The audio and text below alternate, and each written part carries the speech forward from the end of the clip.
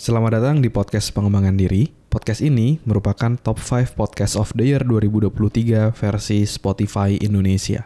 Agar kamu bisa mendapatkan manfaat maksimal dari podcast ini, pastikan kamu udah follow dan nyalakan loncengnya ya, biar kamu nggak kelewatan episode barunya. Selamat mendengarkan.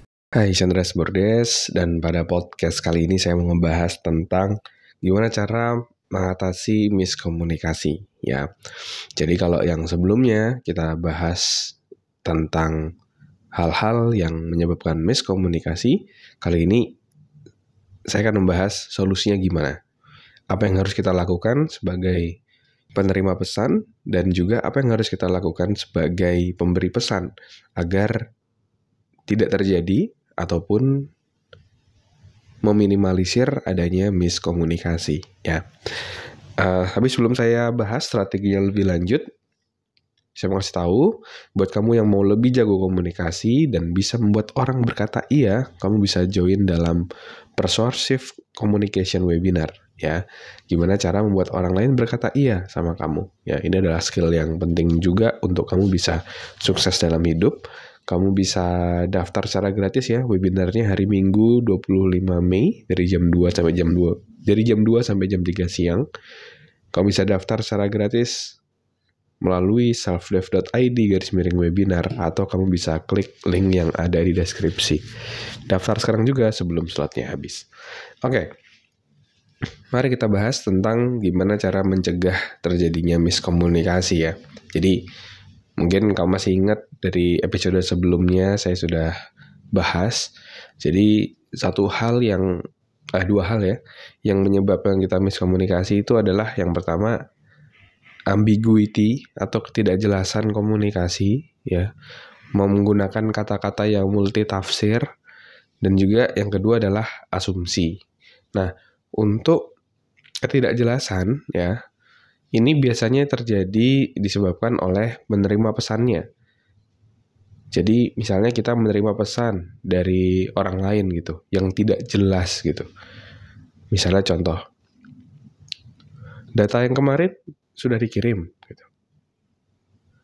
Atau misalnya ada tim kamu yang bilang atau teman kamu yang bilang tugas kemarin sudah selesai ya. Coba kamu renungkan di mana kata yang kurang jelas gitu. Yang kurang jelas adalah di kata tadi ya, data kemarin. Data yang mana maksudnya? Sudah dilakukan ya tugas kemarin, tugas yang mana maksudnya? Gitu. Kita perlu memahami juga, orang seringkali itu memang ngomongnya tidak spesifik karena dia berasumsi orang lain udah tahu dan atau dia pengen cepet-cepet aja, jadinya dia ngomongnya tidak spesifik. Udah saya kirim yang kemarin ya, tugasnya udah ya, kayak gitu.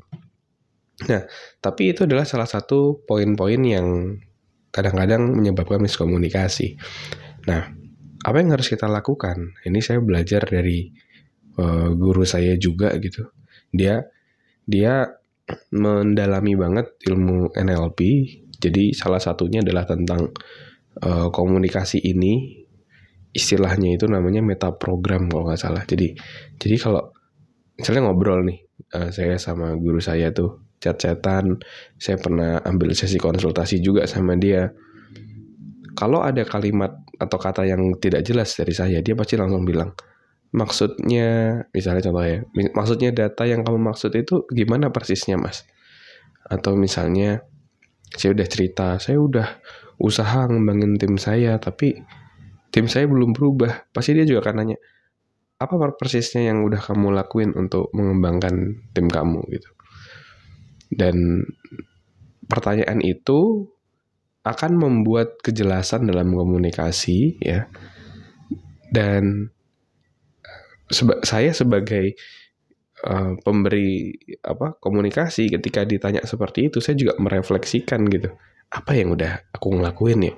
Apa selama ini aku sebenarnya belum ngelakuin maksimal, cuma aku merasa aja udah maksimal. Jadi ada berpikir seperti itu gitu.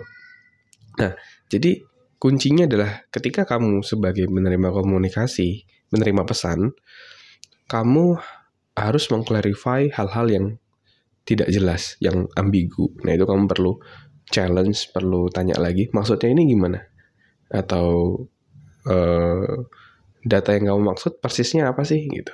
Nah, tapi gunakan aja kata-kata yang cocok sama kamu ya. Tidak perlu kamu sama persis pakai kata persisnya, atau kamu lebih nyaman maksudnya gimana, atau spesifiknya gimana ya, detailnya gimana sih maksudnya. Nah, bisa explore seperti itu. Gunakanlah kata-kata yang membuat kamu lebih nyaman seperti apa, jadi lebih natural. Oke, itu yang harus kamu lakukan sebagai penerima pesan, yaitu adalah clarify. Terus yang kedua, nah sebagai pemberi pesan, kita juga harus menyadari bahwa untuk meminimalisir daya miskomunikasi, kamu bisa memberikan pesan yang spesifik kayak gitu. Ya, misalnya contoh, kalau saya di tim gitu ya, dulu saya ada satu kesalahan gitu. Saya bilang ini ada tugas untuk bikin konsep training, tolong diselesaikan ya. Itu adalah kata-kata yang sangat-sangat tidak clear gitu. Tugasnya apa, deadline-nya kapan, ekspektasi output-nya seperti apa gitu. Nah, sebagai leader ketika saya belajar lagi, ternyata ini hal yang kurang baik ketika delegasi juga, ketika komunikasi, yaitu tidak spesifik apa output yang diinginkan, deadline-nya seperti apa gitu. Jadi sekarang kalau saya memberikan pesan kepada tim saya gitu, saya lebih spesifik. Tolong bikin kurikulum training seperti ini, contohnya seperti ini, ngambilnya dari sini, saya tunggu jam 2:30 siang gitu. Jadi sangat-sangat spesifik, tidak ada ambiguity gitu. Kalau saya cuma bilang